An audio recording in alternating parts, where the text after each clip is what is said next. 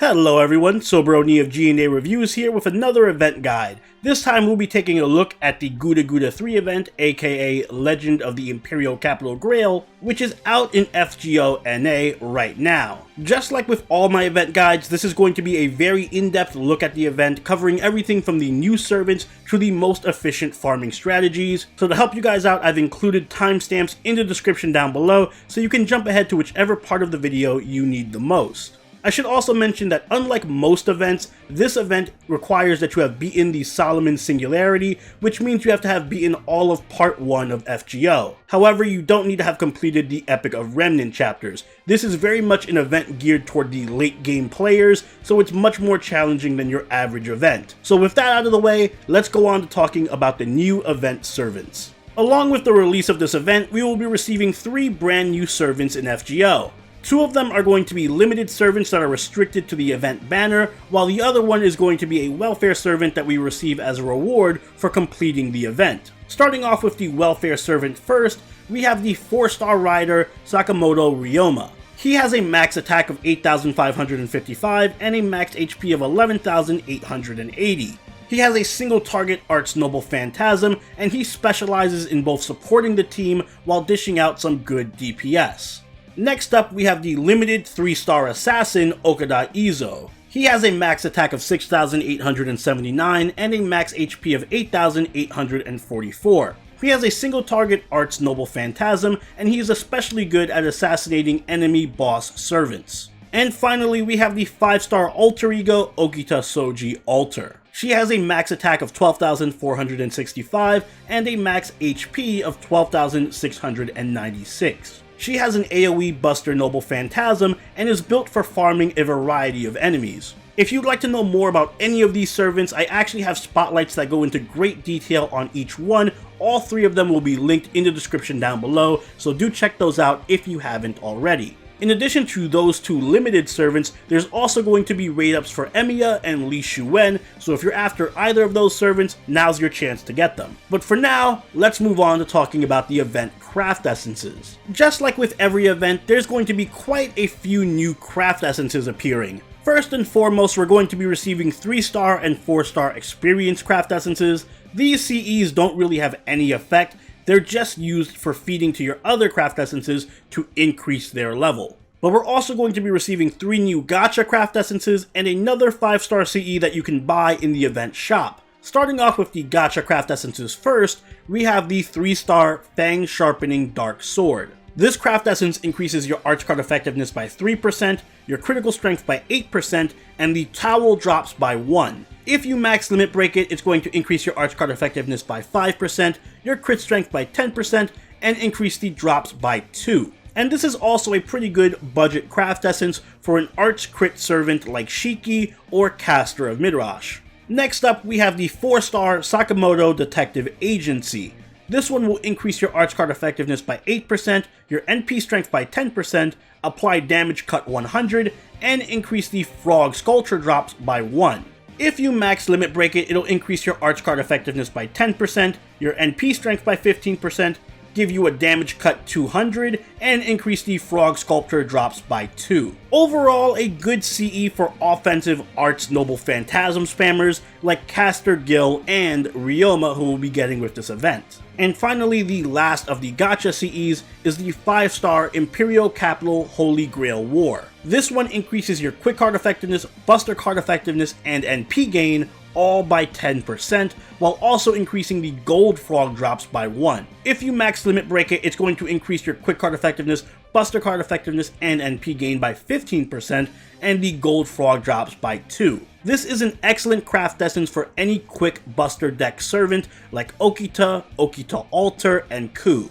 And last but not least, we have the Event Shop CE, the 5-star Sailor Sun in a white uniform. This one increases your arch card effectiveness, buster card effectiveness, and crit strength by 10%, and also increases the appearance rate of all Nobu enemies by 25%. If you max limit break it, it's going to increase your arch card effectiveness, buster card effectiveness, and crit strength by 15%, and increase the Nobu appearance rate by 100%. This is a decent craft essence, but it's a bit niche. It's strong on servants with a mixed arts and buster deck who also benefit from crits like Emiya and David. So with those craft essences done, let's talk about the event shop. The event shop for this event is very straightforward. There are only going to be 3 different currencies. The bronze currency is going to be the frog towel, the silver currency is the frog sculpture, and the gold currencies are the gold frogs.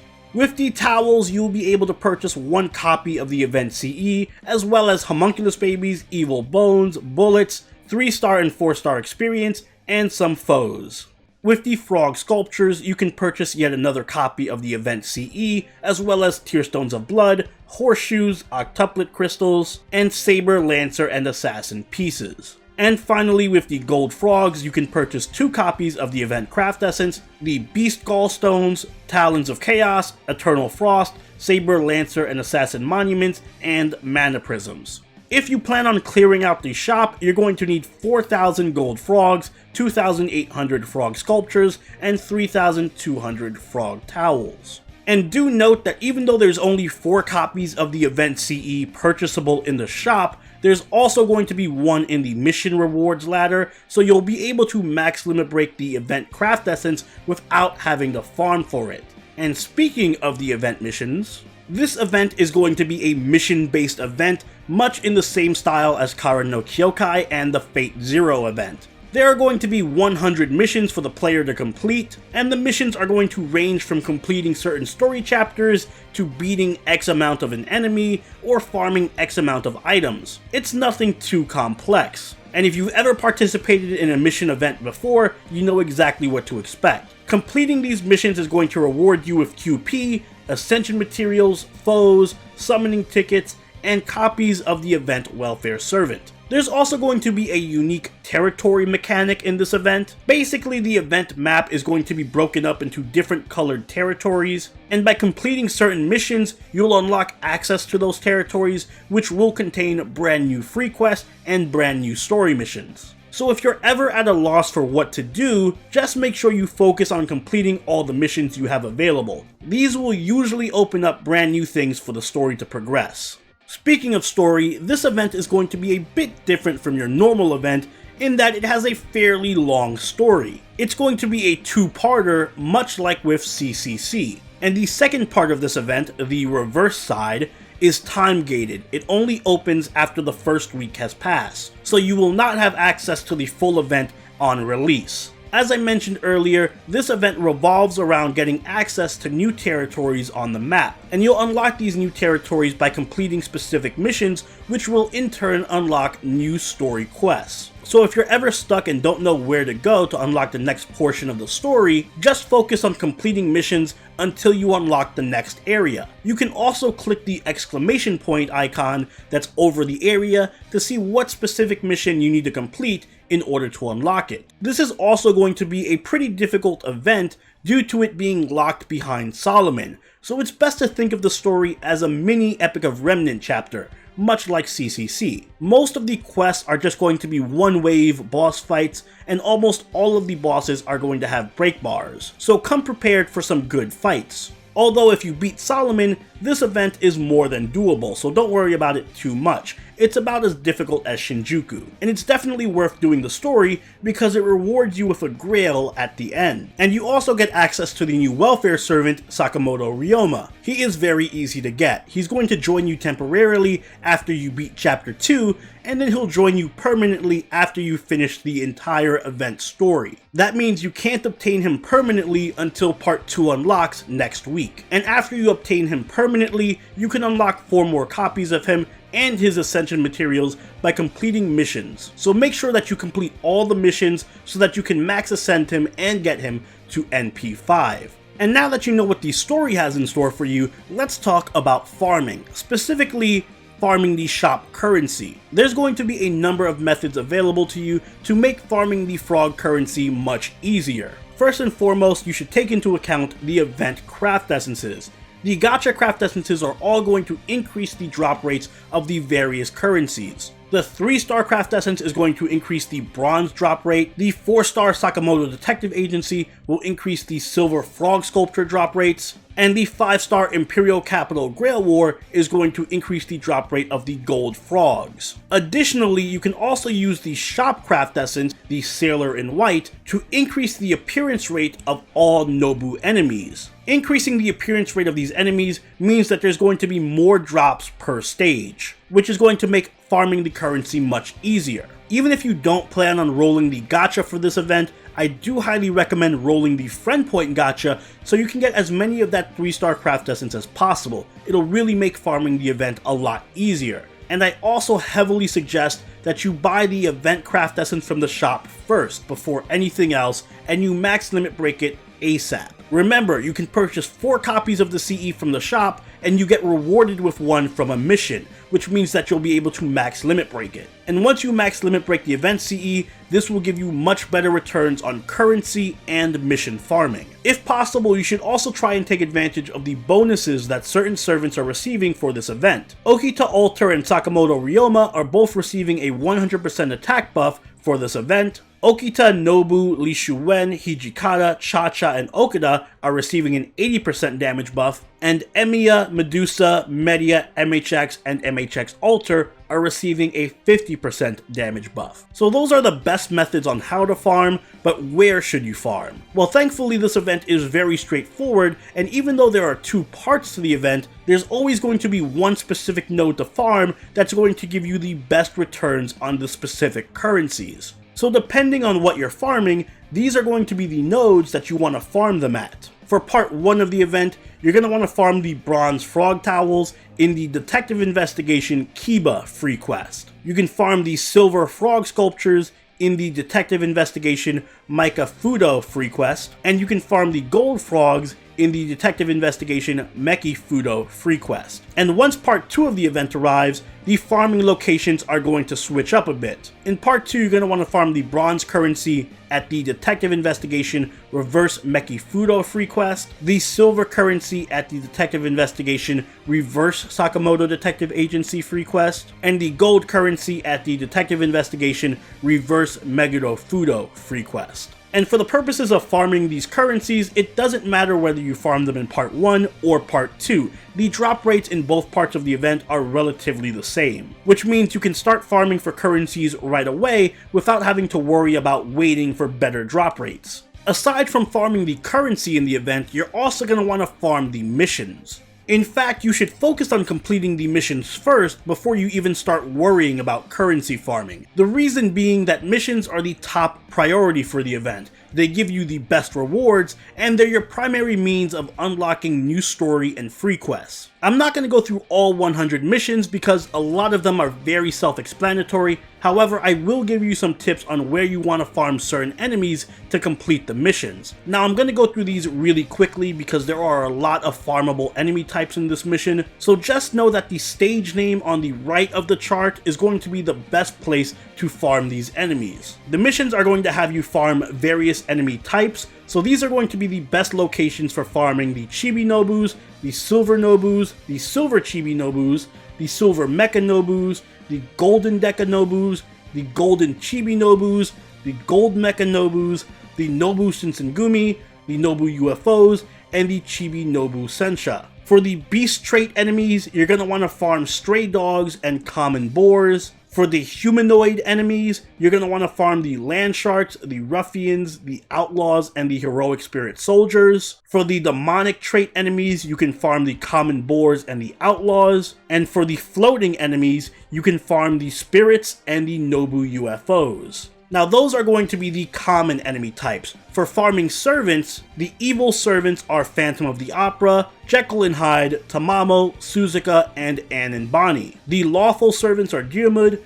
Kintoki, and Jekyll and Hyde. The Earth attribute servants are Kintoki, Phantom of the Opera, and Jekyll and Hyde. The Asian or Eastern servants are Kintoki, Zhuge-Liang, Hoshuin, Suzuka, and Tamamo. The servants with mana rank A or higher are Zhuge-Liang, Tamamo Cat, Tamamo Caster, and Suzuka. And the servants who have endurance rank A or higher are going to be Dante's, Saber Altar, and Ibaraki. And just like with all events, the free quests here are also going to drop a number of Ascension materials that you can farm. This chart comes courtesy of Saber of Avalon, so big shout out to him. Essentially, this event is going to give out feathers, lanterns, gears, chains, magatamas, bullets, octuplet crystals, void dust, Yggdrasil seeds, metals, gallstones, grease, tear stones, wine, hearts, horns, and scarabs. So if any of those materials sound interesting to you, these are going to be the locations you can farm them at and their respective drop rates. And finally, this event comes packaged with its own challenge quest. This quest is accessible at the end of the event once you complete all 100 missions and finish the event story. And this time we're going to be up against Nobu herself. The battle is going to start off as a fight against Nobu Archer with 3 break bars, and she's immediately going to buff her defense 3 times. Every time you break one of her break bars, she's going to lose one of her defense buffs and then change classes. And she's also going to cast a debuff on your party. After you break her first break bar, she changes into an assassin and decreases your defense. Once her second break bar is gone, she's going to become a rider and decrease your attack and defense, and then once her third and final break bar is gone, she's going to become a caster that buffs her attack and crit rate while debuffing your party's attack, defense, and star generating. So the basic premise of this battle is going to be to try to get Nobu to remove her own defense buffs by breaking her break bar. And if you try to be sneaky and remove her initial defense buffs at any point in the fight, other than by breaking her break bars, then she's going to receive a permanent strong buff to her attack and crit rate and a debuff to her defense. And these buffs are going to be super powerful and allow her to basically one-shot most of your servants with a crit, even without class advantage. So removing her defense buffs without using the break bars is going to be a very risky strategy. There are 2 basic ways to go about this fight. You can either take it slow and steady by whittling down Nobu's break bars until she loses all of her defense buffs, making sure not to accidentally remove any of her own buffs, or you can do the rush down strat by removing her initial defense buffs and then trying to kill her as quickly as possible within a couple of turns before she can wipe out your team. If you want to go the slow route, then make sure to bring heavily defensive art servants like Tamamo, Jean, Mosh, Hans, Media Lily, and Irisveal. Healing is going to help you last for the long battle, while debuff removal is going to help a lot for this fight to stop Nobu from crippling your team. And you should also bring an attacker who is both tanky and can dish out good damage. Hokusai, Herc, Vlad, Archer Arturia, David, and Ku are all excellent in this fight. Hokusai especially makes this fight easy as she can spam her Noble Phantasm relatively quickly, and her defense down stacks cancel out Nobu's defense buffs. Defense ignoring servants like Holmes and Emiya are also going to be top tier for this fight. For a rushdown strategy, make sure you bring your strongest single target servant and some strong buffers like Merlin, Waver, Nightingale, or Shakespeare. Taunters like Leonidas and George can also help draw aggro away from your damage dealers for a turn, which will help tremendously. Offensively, it helps to have servants that can deal great damage and also remove her buffs. Servants like Melt, Abigail, and Medea. Melt is especially good here given her alter ego class gives her class advantage for most of the fight. You can also run a mixed strategy, which is probably the best option in my opinion. Something like whittling down Nobu's first 2 break bars and then immediately removing her buffs and Noble Phantasming her into oblivion, without giving her a chance to counterattack. A roided up Nobu with 2 HP bars is a lot easier to beat than a roided up Nobu with 4. And of course, if you have any of the event bonus servants, those are going to be great to bring along too, as they're going to keep their damage buff for this fight. So servants like Okita Alter, Ryouma, and Izo can potentially one-shot an HP bar very quickly and easily. And that about wraps up every major point from this event. Make sure that you get that 3-star craft essence from the friend point gacha as soon as possible, and make sure that you max limit break that shop craft essence ASAP. Max limit breaking that shop CE is going to make it so much easier to farm those missions and those currency items. You should also focus on completing the missions first and foremost, and then cleaning out the shop afterwards. And make sure that you definitely complete all the missions and beat the story so that you can get your max level Ryouma and your Grail. And if you have any questions about the event, don't hesitate to ask them in the comments down below. I'll be taking a look at them periodically to help you guys out as much as I can. But if this video did help you, make sure you hit that like button and subscribe so that you can catch these videos as they go up. If you haven't already, do check out my spotlights for all the new servants coming out. Those are linked in the description down below. If you haven't already, do join the party over at our Discord, follow us on Twitter, and follow us on Twitch. And until next time, this is Soberoni, signing out. Later.